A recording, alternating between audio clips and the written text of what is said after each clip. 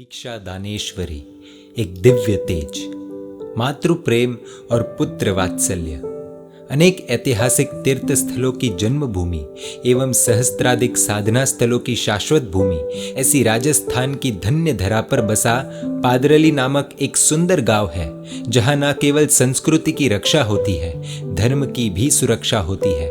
इसीलिए उस गांव को भक्तों की पादरली के नाम से पहचाना जाता है।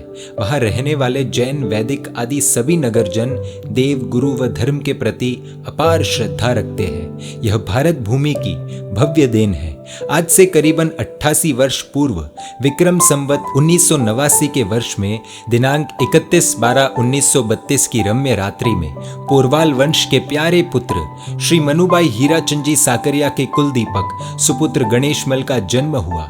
यह गणेश कोई सामान्य बालक नहीं बल्कि असामान्य मानव था। वह गंगा के समान निर्मल था, गगन जैसा निर्लेप था, सागर जैसा गंभीर था और अनेक गुणों का निधान था। आखिर हर व्यक्ति का अपनी पूर्व भव की प्रकृति के साथ ही जन्म होता है। करुणामयी मां मनुबाई ने अपने सुपुत्र गणेश को बचपन से ही धर्म के मधुर पाठ पढ़ाए थे और साथ ही सिखाया था कि लौकिक शिक्षा केवल व्यवहार निर्वाह हेतु उपयोगी है, पर धार्मिक शिक्षण तो सदैव उपकारी होता है। निजी जीवन को सुंदर बनाने के लिए धार्मिक शिक्षण से संस्कारित होना अनिवार्य है। गणेश ने माँ की प्यारी बात को बराबर दिल में बिठाई और वचन दिया कि माँ, मैं आपके निर्देशों पर पूर्ण वफादार रहूंगा और आपकी भावनाओं को जरूर पार पहुंचाऊंगा। गणेश के समर्पण से माँ के हृदय में वात्सल्य का असीम सागर उमटा।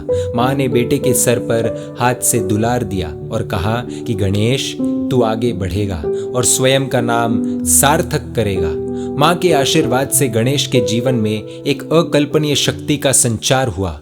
अपने पुत्र में जीवन संस्करण हेतु माँ खाना खाने से पहले पुत्र को साथ लेकर गरीबों को दान करती, पशुओं को रोटी खिलाती, सभी को संतुष्ट कर अपनी आंखों को तृप्त बनाती। फिर घर में जाकर बेटे के हाथों से सभी स्वजनों को खिलाकर अंत में माँ अपने पुत्र के साथ बड़े प्यार से भोजन करती। माँ ने सिखाया था कि बेटा, जीवन में खाने से भी खिलाने में ज्यादा प्रेम रखना।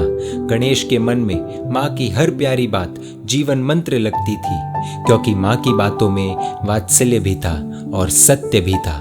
पर्व के दिनों में माँ बचपन से ही गणेश को आयंबिल करवाती थी और विशेष पर्वों के दिन आराधना भवन में ले जाकर पौषध भी करवाती थी। माँ ने सिखाया था कि जीवन में धर्म का प्राण से भी ज्यादा महत्व है।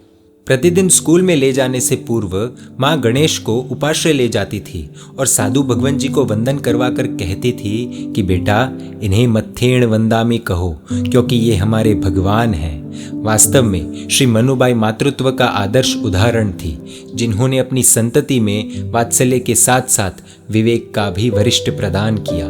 वही पुत्र गणेश आगे बढ़कर 500 से भी अधिक श्रमण श्रमणी भगवंतों के गणनायक दीक्षा दानेश्वरी आचार्य विजय श्री गुण रत्न सुरेश्वर जी महाराजा बने, क्योंकि माँ ने आशीर्वाद दिया था कि बेटा गणेश, तू स्वयं का नाम सार्थक करेगा। और आचार्य विजय श्री गुण रत्न सुरेश्वर जी महाराजा ने न केवल स्वयं ने शासन पाया, बल्कि साथ ही करोड़ों लोगों में शासन की दिव्य ज्योत भी प्रगटाई, क्योंकि माँ ने प्रेरणा की थी कि बेटा, खाने से भी खिलाने में ज्यादा प्रेम रखना। और आचार्य विजय गुण रत्न सुरेश्वर जी महाराज बड़े प्रभावक होते हुए भी उन्होंने अपने गुरुदेव सिद्धांत महोदधि परम पूज्य आचार्य विजय प्रेम सुरेश्वर जी महाराजा और संघ हित चिंतक परम पूज्य आचार्य विजय भुवन भानु सुरेश्वर जी महाराजा को जिंदगी भर तक भगवान की तरह माना, क्योंकि माँ ने शिक्षा दी थी कि बेटा, ये हमारे भगवान हैं। माँ और पुत्र का यह श्रेष्ठ उदाहरण है। प्राचीन काल में हुए पाहिनी माता और उनके पुत्र कलिकाल सर्वज्ञ श्री हेमचंद्राचार्य जी को हम याद करते हैं। वर्तमान काल में भी ऐसे माता पुत्र का मधुर संबंध देख सुनकर अखियां आंसू से भर जाती है। ऐसा मातृ प्रेम और पुत्र वात्सल्य जन जन के दिल में बसे। इसी शुभेच्छा के साथ पूज्य गुरुदेव श्री दीक्षा दानेश्वरी आचार्य विजय गुण रत्न सुरेश्वर जी महाराजा के काल धर्म की दूसरी मासिक तिथि पर उन्हें श्रद्धांजलि समर्पित करते हैं। धन्य गुरुदेव, जय गुरुदेव।